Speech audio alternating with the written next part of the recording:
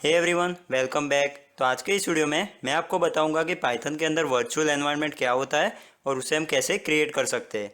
देखिए, virtual environment जो होता है उसमें हम क्या करते हैं कि एक पर्टिकुलर प्रोजेक्ट के लिए हम यहाँ पे पाइथन के मॉड्यूल और लाइब्रेरी को इंस्टॉल करेंगे और वो सब हमारे जो पैकेजेस और लाइब्रेरीज होगी वो सेपरेट रहेंगी हमारे ग्लोबल इंस्टॉलेशन से। मतलब कि हमारे सिस्टम के अंदर जो ग्लोबली पैकेजेस इंस्टॉल हो गए उससे ये पूरा प्रोजेक्ट का जो रिक्वायर्ड मॉड्यूल्स हो गए वो अलग रहेंगे। देखिए, तो यहाँ पे हम क्या करेंगे, सबसे पहले यहाँ पे एक न्यू फोल्डर क्रिएट करते हैं और यहाँ पे लिख देते हैं वर्चुअल env ट्यूट। ठीक है, अब यहाँ पे मैं क्या करूँगा, विजुअल स्टूडियो कोड को ओपन करूँगा और यहाँ पे हमें कुछ कमांड परफॉर्म करनी होगी। तो सबसे पहले आपको यहाँ पे क्या करना है, यहाँ पे टर्मिनल को ओपन करना है और यहाँ पे एक कमांड लिखना है pip install virtual env। तो ये एक पैकेज है, इसे आपको इंस्टॉल करना है। तो यहाँ पे मैं इसे इंस्टॉल कर देता हूँ। आप देखिए यहाँ पे ये मेरे पीसी में ऑलरेडी इंस्टॉल्ड है, इसलिए यहाँ पे मुझे दिखा रहा है रिक्वायरमेंट ऑलरेडी सेटिस्फाइड। अब देखिए, वर्चुअल एनवायरनमेंट को क्रिएट करने के लिए आपको यहाँ पे कमांड्स लिखना होगा। तो वो कमांड कौन से है मैं आपको बता दूँ। तो यहाँ पे आप सबसे पहले लिखेंगे वर्चुअल env और फिर स्पेस देंगे और अपने वर्चुअल एनवायरनमेंट का नाम देंगे। फॉर एग्जांपल, मैं अगर कैलकुलेटर का प्रोजेक्ट क्रिएट कर रहा हूँ तो यहाँ पे मैं लिखूंगा कैलकुलेटर और यहाँ पे एंटर प्रेस कर दूंगा। तो ये थोड़ा टाइम लेगा और आप देखिए यहाँ पे एक फोल्डर क्रिएट हो चुका है कैलकुलेटर नाम का। तो ये क्या कर रहा है, अभी ये प्रोसेसिंग कर रहा है और वर्चुअल एनवायरनमेंट को क्रिएट कर रहा है। तो इसे होने देते हैं। आप यहाँ पे देखिए, यहाँ पे लिख के आ चुका है क्रिएटेड वर्चुअल एनवायरनमेंट और ये हमारा वर्चुअल एनवायरनमेंट यहाँ पे क्रिएट हो चुका है। अब देखिए यहाँ पे हम क्या करेंगे, यहाँ पे एक सिंपल से एक फाइल क्रिएट करेंगे main.py। अभी यहाँ पे मैं आपको एक कमांड रन करके दिखाता हूँ pip list। तो ये जो कमांड है वो हमें क्या रिटर्न करता है कि मेरे पीसी में जो मॉड्यूल्स और लाइब्रेरीज इंस्टॉल्ड है उसकी लिस्ट देगा, लेकिन ये जो लिस्ट है वो मेरे ग्लोबल पीसी की लिस्ट है। तो यहाँ पे मैं क्या करूँगा, मुझे सबसे पहले इस वर्चुअल एनवायरनमेंट को एक्टिवेट करना होगा। तो यहाँ पे मैं लिखूँगा सोर्स, फिर मेरे वर्चुअल एनवायरनमेंट का नाम, तो वो है कैलकुलेटर। यहाँ पे लिखेंगे स्क्रिप्ट्स और यहाँ पे लिखेंगे एक्टिवेट और एंटर प्रेस कर देंगे।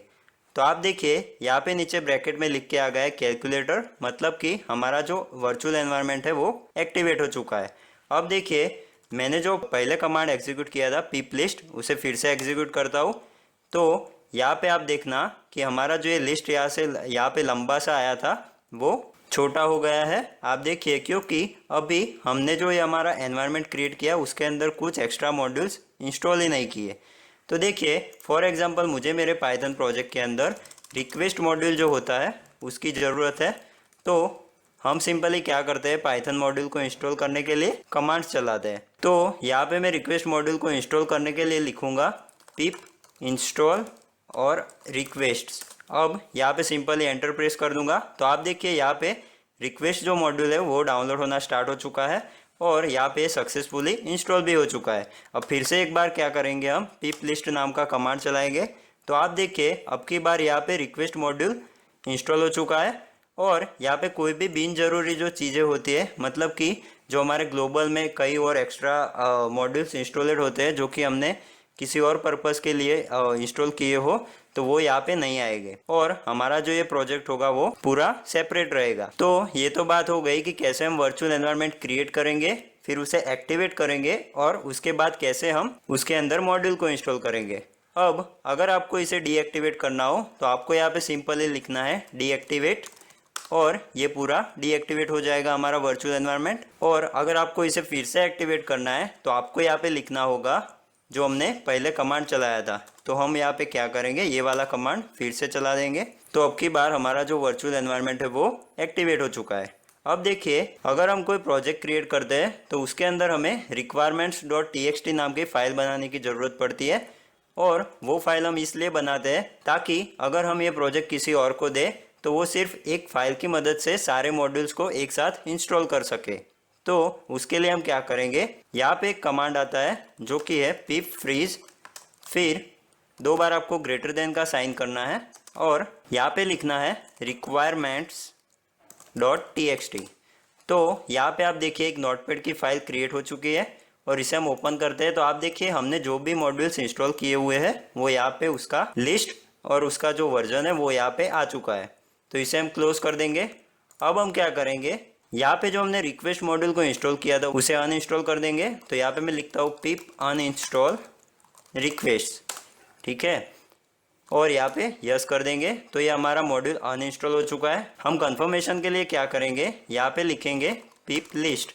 तो आप यहाँ पे देखिए, यहाँ पे रिक्वेस्ट अभी नहीं दिखा रहा है, मतलब कि हमारा मॉड्यूल अनइंस्टॉल हो चुका है। अब मैं आपको बताता हूँ कि कैसे कोई बंदा requirement.txt की मदद से सारे मॉड्यूल्स को इंस्टॉल कर सकता है। देखिए, इसके अंदर अभी रिक्वेस्ट का वर्जन दिया हुआ है। तो अब हम क्या करेंगे, यहाँ पे लिखते हैं पिप इंस्टॉल, फिर हाइफन और आर, और यहाँ पे हम फाइल का नाम लिखेंगे जो कि है requirements.txt। अब यहाँ पे मैं सिंपल इसे एंटर प्रेस करता हूँ। तो यहाँ पे क्या होगा, जो हमारा जो रिक्वेस्ट मॉड्यूल है जो कि हमारे सिस्टम में नहीं था, तो यहाँ पे ये इंस्टॉल हो चुका है। देखिए, अब हम फिर से एक बार चेक करते हैं। तो यहाँ पे मैं लिखता हूँ पिप लिस्ट, और आप देखिए यहाँ पे जो रिक्वेस्ट मॉड्यूल हमारे वर्चुअल एनवायरनमेंट में नहीं था, तो वो यहाँ पे इंस्टॉल हो चुका है। तो कुछ इस तरह से आप वर्चुअल एनवायरनमेंट को क्रिएट करके अपने प्रोजेक्ट को दूसरे प्रोजेक्ट से सेपरेट रख सकते हैं। तो आई होप आपको समझ आ चुका होगा कि कैसे हमें requirements.txt का यूज़ करना है और कैसे हमें वर्चुअल एनवायरनमेंट क्रिएट करके अपने प्रोजेक्ट को सेपरेट रखना है। तो मिलते हैं अगले वीडियो में, and thanks for watching this video.